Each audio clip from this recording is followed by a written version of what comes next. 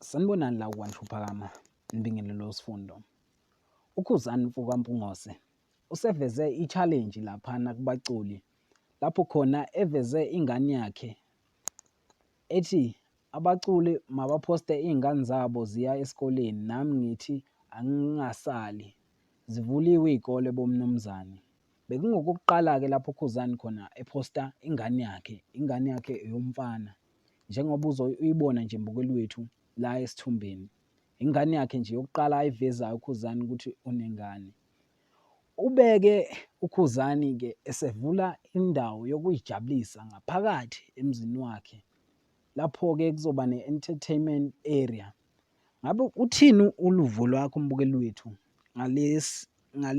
ngale ndawo ezovulwa uKhuzani emzini wakhe, i-entertainment area yobumnandi?